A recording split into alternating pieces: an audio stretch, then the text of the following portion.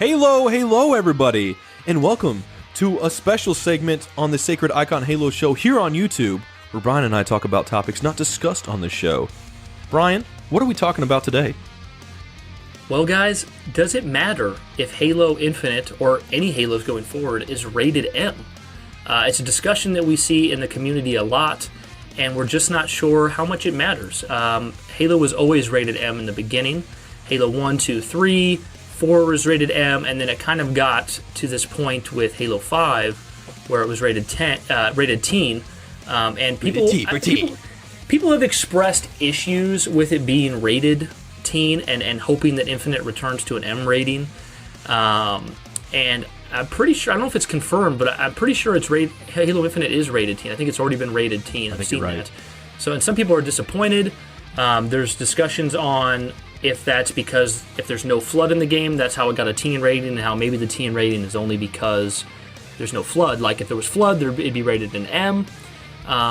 So I was just kind of wondering, Josh, what your thoughts are on, like, first of all, looking back at Halo 1, like, why was Halo 1 rated M in your opinion? Yeah, we actually had, I think we kind of arrived at this inception on the third episode of our playcast, because I remember looking at a lot of the blood that we had, and I didn't notice it in the first two levels as much, but when we were on Truth and Reconciliation, I was noticing it all over. We had so much blood splatter. Yeah, and tons of blood. Alien blood.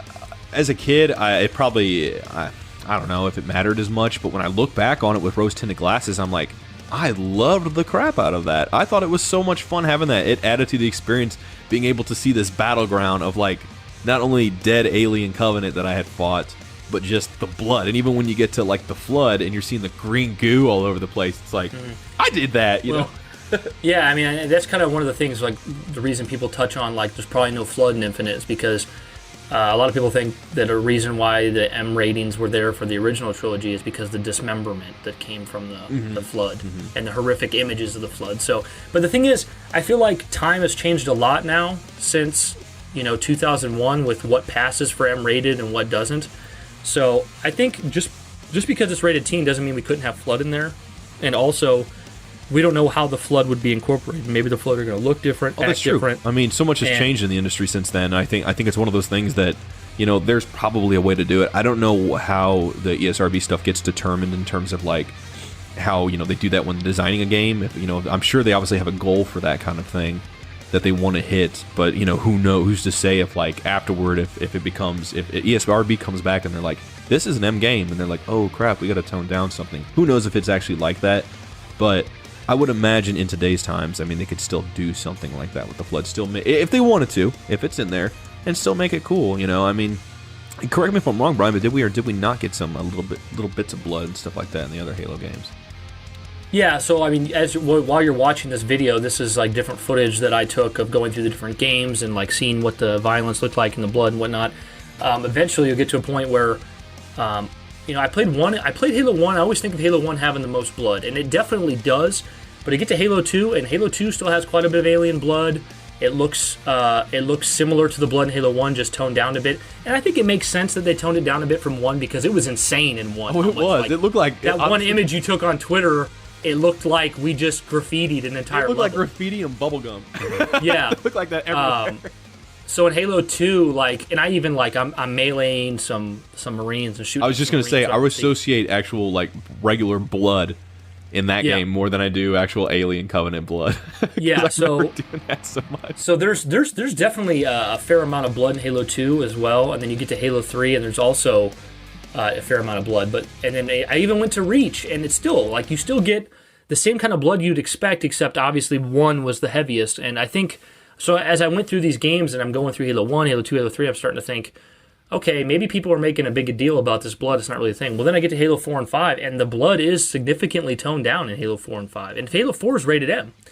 But then again, Halo 4 has, like, a bunch of humans being composed down to their skeletons. So that was pretty brutal. Flesh burning. Yeah, that's probably it. But when I first saw that, I was like, what just happened? I think it took everyone a moment, but it definitely took me a few moments to process and pick my jaw off the floor. I was like, they're dead. Oh, they're dead. Yeah, they're dead. They're definitely they're dead. So, I mean, I think with 343's game, the blood got toned down. I don't know for so much if it was like intentional, because like I said, Halo 4 is still rated M anyways, but I feel like maybe they just put less effort into making it more showy, like less blood spurts out. And then Halo 5, you shoot at enemies after they're dead, and like sometimes blood doesn't even come out at all. So I do think there's a level of like, it helps immerse me, and it makes the world better when there is blood, so I definitely want that. We can say, yeah, no, I was going to agree. Let me ask you though, Brian, do you feel like now that we've become used to how 4 and 5 have done it, do you feel like if Infinite, you know, despite what we've already seen, do you feel like if they do have a lot of blood, if it kind of harkens back to CE, do you feel like, you know, the narrative might shift to, oh, there's too much blood, or this feels too excessive? If it had just as much blood as CE, I definitely think that would shift be the case, that, because it was just ridiculous in CE. It was like a lot of things. I don't know about ridiculous. I mean, I love it, but it's kind of almost cartoonish how much blood. I know, I think that's what I loved about it. I guess I can't disagree with you. I loved how cartoony it was in that sense. Blood was just everywhere. I mean, you had so much blue and purple, and then you'd have like the orange from the hunters. Thank you. Like Golo or however you say it. Yes. I definitely can't pronounce that. But yeah, it was so much fun. Yeah, I think that they need to go back to. It falls right in line with everything they're doing with Halo Infinite, but I think they need to just go back to kind of Halo 3's level of blood. Which, if you go back and you look at Halo 3, there's plenty of blood there. It's noticeable. You can see it. It's colorful, but it's not Halo 1 levels. You know what I think about? You remember the scene in 343 Guilty Spark in CE when you're like still before you've gotten the chip from Jenkins' helmet put in, and I think it's before at least. And you see one room that looks like it's sort of like barricaded in, and there's like blood everywhere. Now, at the time, for me, that actually added to the atmosphere, you know, and not having that kind of makes me miss out on the sort of, I guess, horror aspect. Now, to be fair, you know, it's not a knock on 343 because we haven't had the flood in Halo 4 and 5. They weren't there, so, you know, you're not missing that. There wasn't a horror element that was there that somehow was tainted because it didn't have the blood as much, but I mean, if they were to do something like that, and even if they don't, like, there's just so much mystery that is set up in that moment because you're fighting the Covenant and you're wondering as you progress through the level more and more, like, what the heck is happening? Like, it doesn't seem like this is the UNSC.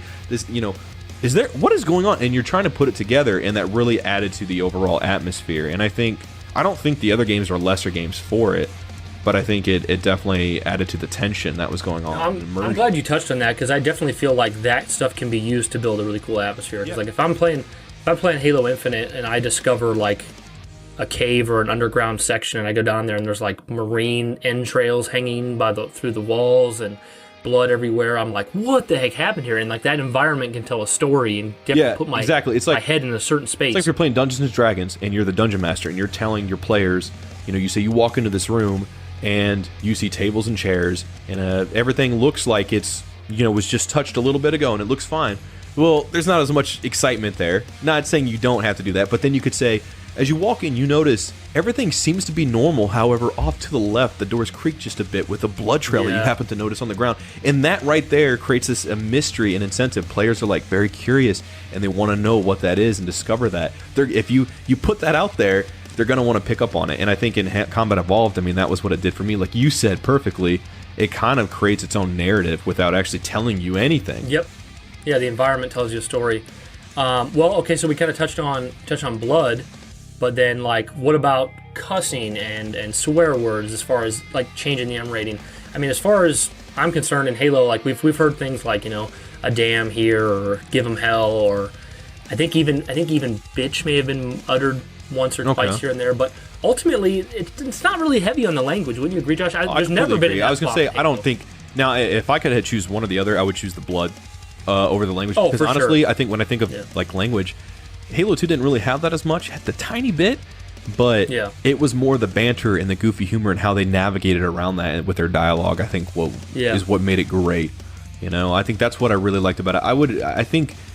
I think honestly, if you had the swearing in there, it would kind of lessen the sort of soft humor that's padded throughout those games. I mean, funny humor, like, you know, Sergeant Johnson going like, "Tell the Covenant I don't give a damn." You know, it's like, that's funny, that's cool, I like that. You know, but like, I mean, there's never been F-bombs or anything like that. There's never been horrible words. So I feel like at this point in the conversation, we're very much like, okay, we would like some blood that enhances the game. It helps the game, but the cussing, you know, can take it or leave it. It's kind of been there less a little bit anyway. I think too, and I could be wrong on this, but I think with Halo 5, I mean, in Halo 4 to an extent, I think people don't enjoy fighting the Prometheans as much, you know? And I mean, regardless of how you feel about them in the lore, whether you love them or whether you don't, I think people they don't feel as fun to fight, you know, as like the Covenant, for example, or the Flood in some ways. And I know people might choose, you know, the Prometheans over the Flood. I understand that. But my point is that I think a lot of that has to do with the fact that they don't feel organic, and you don't feel like you're actually killing something that has a personality and life to it, you know, because in the games that feels fun, you know, like when they kill you, you know, it's like, oh, you know. So I mean, when the blood kind of serves as that example of like when you see the blood come out of a grunt, you're like, man, I just drained this thing of all life. I just squeezed it like a damn grape or something like that. I just squished it of all its life, and I think that's very evocative of that kind of stuff. But when it comes to the language, I don't know. I don't need that with the Marines as much, because I think for me, part of the fun of Halo is that it's not real. And in my head, I like to think this does happen in the future, but it's like combat evolved in 2 and 3, and I mean, and I love 4 and 5, but I think what I loved about the earlier stuff too was that it had a sense of not taking itself seriously while still having those moments that really does. It hits those highs, but it doesn't rely on it, and you have the humor to balance it out. And I think if you add in swearing, it makes it feel a little bit too much serious. Like, even though the whole eggheads thing that I think Palmer says in 4 that people don't like, I still prefer that over some other, you know, crass nickname, you know, because it's just... Yeah. It doesn't really fit Halo. It doesn't really fit it. No, and it kind of takes away the charm of it, I think. It's not to say you can't have that stuff. What's crazy to think about, Josh, is I actually went to a church for a while where the game they let kids play at Sunday school was Halo 3. And I'm just like, you know, like, on one hand, it's not very bad, so I get it, but it's like, it just seems weird to have Halo 3 be a game. It's weird when you think about it back then. Yeah. It is strange to think about. That was Teen, correct? Halo 3, no, that was M. That was M? All Halo games have been M up till Halo 5. Halo 5 okay. So, I got you. But I definitely think there's something to be said for the blood. I don't think the cutscenes issue as much. Here's something interesting to think about that I feel like doesn't get talked about in Halo much at all, unless they're referring to a scene in Contact Harvest. But sex in Halo. I mean, that I don't, or sensuality or anything Intimacy. like that. Like, it doesn't seem to fit Halo for me at all, personally. I mean, maybe something could be done tastefully, but like, I don't think we have to worry about that. Here's the one thing I can say to that. I understand where you're coming from. It does seem weird to think about, considering all we've come accustomed to with the Halo games, to think of that being in there. However, I think that falls into the category of, if we don't allow ourselves to be open about these new possibilities and how they could do these things and tackle these, then we continue to only limit ourselves by enjoying what's been done in the past. I just had I think it's really cool. I just had an idea of like us getting like this scene of where like this passionate, clean scene, not a disturbing one, not a very unchildproof one, but just the scene of like the pilot with his wife, and they're kind of in the kitchen, and then they start like kind of like holding each other, and then maybe they go to the bedroom and they just get on the they get on the bed and they're kissing or whatever, and then it fades out and like it's the pilot. It's the implication more, you're saying? Yeah, it's like the pilot is like looking at a picture of his family and reminiscing about like his wife, and he wants to get home, and like that could have some real emotional. There's definitely ways like, you can do that without, like, you don't have to go the sort of Mass Effect or Dragon Age route of kind of like showing some stuff. I don't think you have to do that. I think you can and do it tastefully, because I think those games have done it tastefully in some ways. But I think you can do something like you said too, and sort of have the implication. I mean, in a lot of ways, that's kind of what Mass Effect does, but Mass Effect shows a little bit more nudity. But it does have the implication there that an act of intimacy was committed. And I think, like you said, you can still have the affection. I mean, intimacy is supposed to be very affectionate, and you can have that in things just like, holding hands and stuff like that. Like, you think about all the war that's going on in Halo. We don't get to see a lot of people just being happy because people are just going battle to battle. It can help identify with the pilot more. Well, that's what I'm saying. I think you can have a lot of. It can bring a sense of humanity that I think they want to have there. They want us to feel as gamers. But I think if you kind of bring that to the table, I think that'll really help add that sense of depth for us and make it real. Like the sort of like give us a reason. I mean, even if it's a flashback sequence, it would be cool to just see him, like you said, have this moment, and then have it snap back to him just looking at this image of her, this visage, and we don't know if she's dead or not, but you now maybe don't necessarily care about this character, but you have a reason as Brohammer, as Oscar Mayer, to care about this person getting back to his family because he cares about that character. You might not, but he does. And then if you care as him because you identify with what that's like to have that for somebody, then you're going to care and you're going to want to progress through that story. What if you see Craig kissing Eshram? I think that could be very important to the series overall. I think it could really add a lot of strong value to what's going on. I think that could really change up how we see the brute hierarchy, the brute dynamics between everyone. Wow. I love how seriously you took that, Josh. Picture like the final boss battle of Halo Infinite is like just like Craig and Eshram doing like they're dancing together, but their dances are like attack moves, and you have to like like a dance off shit? Oh damn, I'd be all over that. And Master Chief like starts break dancing and stuff, and he's like, "Oh, you guys haven't seen the moves I got off of Installation 04." You know. I picked these up from the ODST's necks I broke. And the ankles I broke. Yeah, no. That'd be hilarious if like he just Craig just kisses Eshram and like that saves the day. They were saved by love. Yeah, and Eshram's like, you know what? I've seen the error of my ways. You know, I'm reaching my older years. He's like, I don't want to go down in a blaze of glory. I want to go down in a blazing fire of love.